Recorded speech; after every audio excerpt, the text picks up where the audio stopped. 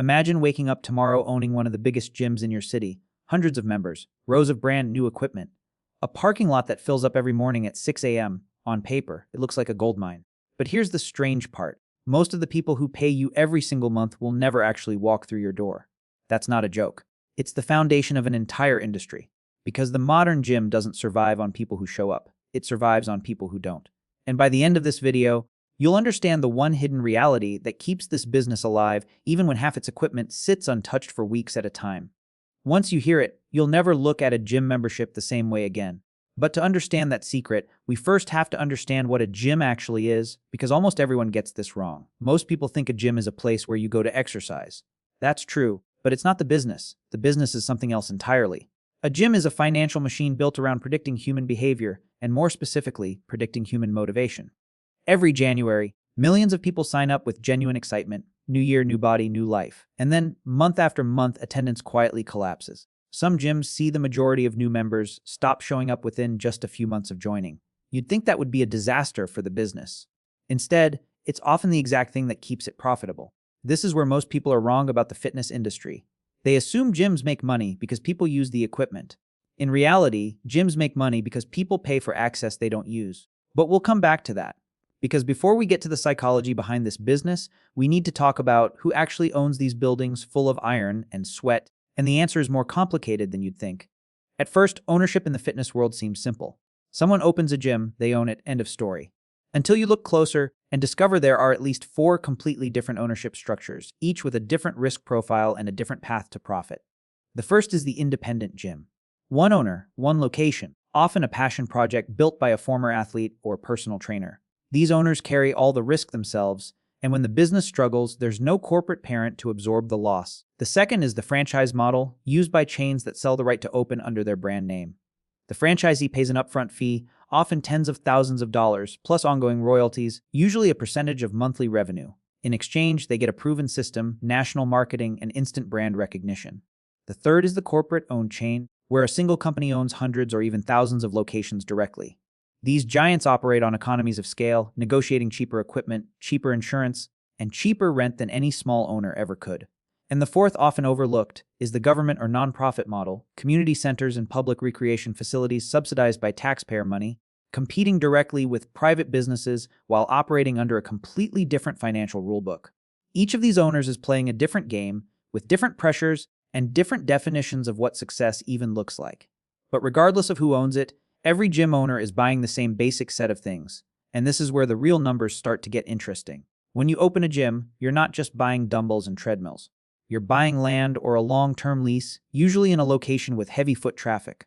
You're buying construction and renovation, because raw commercial space needs flooring, mirrors, plumbing for locker rooms, and reinforced structural support for heavy equipment. You're buying the equipment itself, and this alone can be staggering. A single commercial treadmill can cost several $1,000s. Multiply that across cardio machines, weight racks, strength equipment, and functional training gear, and equipment costs for a mid-sized gym commonly reach into the hundreds of thousands of dollars before a single member walks in. You're also buying licenses and permits, insurance policies, software systems for member management, and often contracts with equipment leasing companies instead of outright ownership, because leasing preserves cash flow in the early, most vulnerable years of the business. Now think about this. All of that spending happens before the gym earns a single dollar in revenue. Which brings us to one of the most brutal truths in this industry: the startup costs. Opening a single commercial gym can require anywhere from a few $100,000s for a small boutique studio to several $1,000,000 for a large full-service fitness center with a pool, sauna, and group class studios. These figures shift dramatically depending on city size and whether the space is built from scratch or converted from an existing building. Financing usually comes from a mix of personal savings, small business loans, and sometimes private investors or franchise financing programs. And here's the part most aspiring gym owners underestimate: working capital. Even after the doors open, a new gym typically needs enough cash reserves to survive 12 to 18 months of thin or negative profit, because membership bases take time to build, and marketing takes time to convert into paying customers. This is where many first-time owners get into serious trouble. They spend everything on the build-out and the equipment, and they're left with almost nothing to survive the slow ramp-up period. It's one of the leading causes of failure in this industry, and we'll return to that later. But let's shift to the more exciting side of the story. How does a gym actually make money once it's open? At the surface level, it seems obvious: memberships. But that's only one layer of a much deeper revenue structure. The primary revenue stream is, of course, monthly membership dues. This is the predictable, recurring backbone of the business. But layered on top of that is a second revenue stream that many owners consider even more valuable: personal training. Personal training sessions often carry far higher profit margins than basic memberships, because the gym is essentially renting out floor space it already owns, combined with a trainer's time for a premium hourly rate. A single trainer working consistent hours can generate significant additional revenue for the business, often with minimal extra overhead. Then there's group fitness classes, spin, yoga, high-intensity interval training, which can be sold as add-ons to a standard membership or bundled into premium tiers that charge substantially more per month.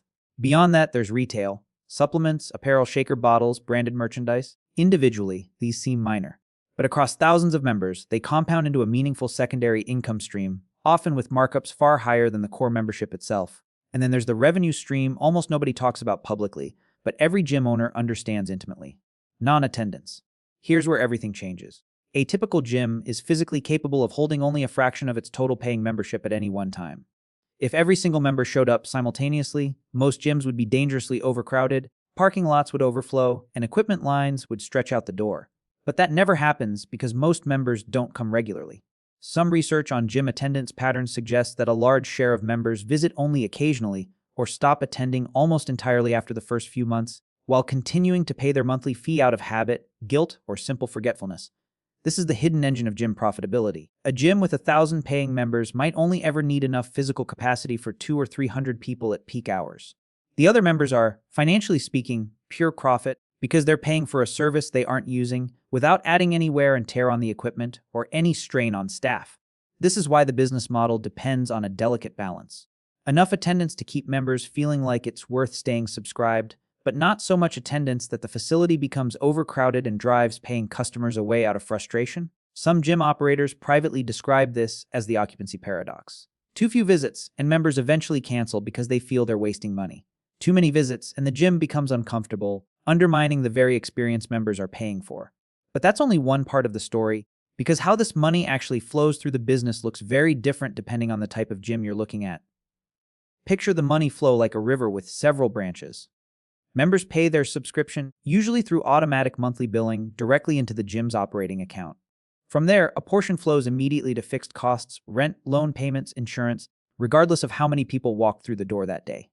Another portion flows to variable costs, which shift with usage: utilities, cleaning supplies, equipment maintenance, and staffing hours during peak times. Then a portion flows to growth, marketing spend meant to acquire new members and replace the ones who inevitably cancel each month. Because even successful gyms lose a percentage of their membership base every single month, an unavoidable churn that must be constantly refilled through new sign-ups. And this leads to an even bigger problem, because acquiring a new member costs money, often through advertising, promotional discounts, or free trial periods, and a gym only becomes profitable on that member after they've stayed long enough to cover that acquisition cost. If a member cancels too soon, the gym may have actually lost money bringing them in. This single dynamic is why so much of the industry's marketing revolves around long commitment periods, annual contracts, and cancellation fees. It's not just about locking people in emotionally. It's about protecting the razor-thin math behind customer acquisition. Now let's talk about expenses, because this is where the illusion of easy money completely falls apart. Labor is usually one of the largest expenses: front desk staff, cleaning crews, personal trainers, class instructors, and management. Even a moderately sized gym often employs a dozen or more people across different shifts to keep the facility running from early morning until late at night. Utilities are another massive and often underestimated cost. Gyms consume enormous amounts of electricity for lighting, air conditioning, and powering dozens of electronic machines simultaneously, alongside heavy water usage for showers and locker rooms. Maintenance is a constant: quiet drain, treadmill belts wear out, cables snap. Air conditioning units fail during the hottest months, exactly when demand is highest. Equipment repair contracts and replacement parts can add up to a substantial ongoing expense every single year. Then there's insurance, and this one surprises a lot of newcomers. Because gyms involve heavy equipment, physical exertion, and inherent injury risk, liability insurance premiums tend to run significantly higher than for many other retail businesses. Debt service is another constant pressure. Most gyms are financed through loans, and those monthly payments don't pause just because attendance dropped during a slow month. And then there's technology, membership management software, access control systems, digital booking platforms for classes, all of which come with recurring subscription costs of their own. Marketing, too, never really stops. Even a gym with a loyal existing base has to keep spending to replace the members who churn out every month, creating a treadmill of its own, one that never lets the business fully rest. But here's what almost nobody realizes. Beyond all these obvious expenses, there's an entire layer of hidden costs that can quietly destroy a gym's profitability if the owner isn't paying close attention. Compliance is one of the biggest. Depending on location, gyms must meet strict building codes, fire safety regulations, accessibility requirements, and health department standards, particularly around locker rooms, showers, and pool facilities if the gym has them. Legal risk looms constantly. Injury lawsuits, whether from equipment malfunction, improper training guidance, or simple accidents, can result in significant settlements, even when waivers are signed at the time a membership sign up. There's also a hidden cost tied to seasonality. Many gyms see a dramatic surge in new sign-ups every January, followed by a steady decline through spring and summer, meaning staffing and marketing budgets have to be carefully planned around this predictable but demanding cycle. And then there's the depreciation of equipment itself.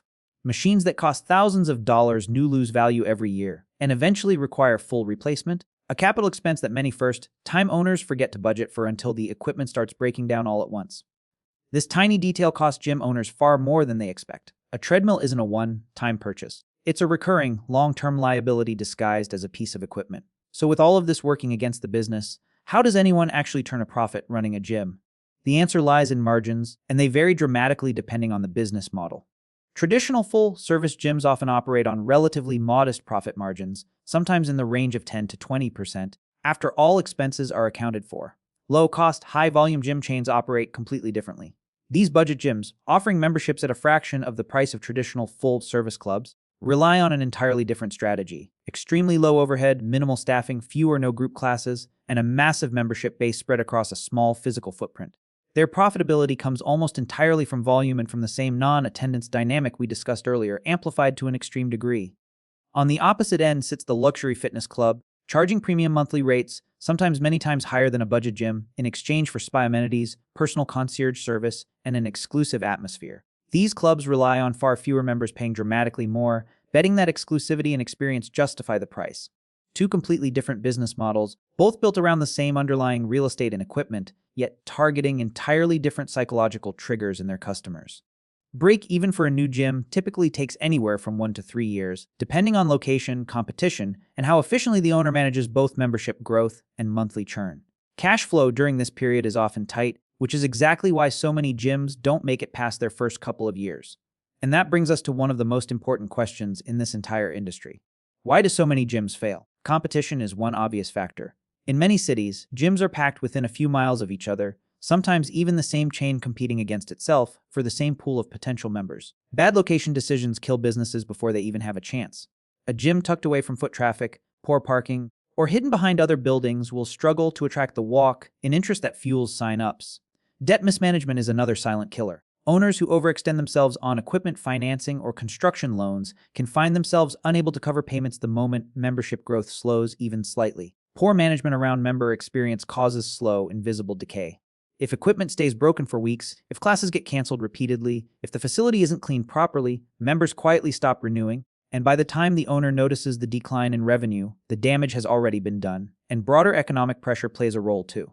During periods of financial hardship, gym memberships are often among the first discretionary expenses people cut, making the industry particularly sensitive to downturns in the wider economy. Until you understand these failure points, the gym business looks deceptively simple. A monthly fee, some equipment, and steady income. In reality, it's a business built on extremely thin margins for error. But the industry isn't standing still. It's evolving, and the future of fitness looks very different from the gyms of even a decade ago. Artificial intelligence is beginning to reshape how gyms interact with members, personalized workout recommendations, automated coaching feedback through wearable devices, and predictive systems designed to flag members who are at high risk of canceling, so gyms can intervene with targeted offers before they lose that customer entirely.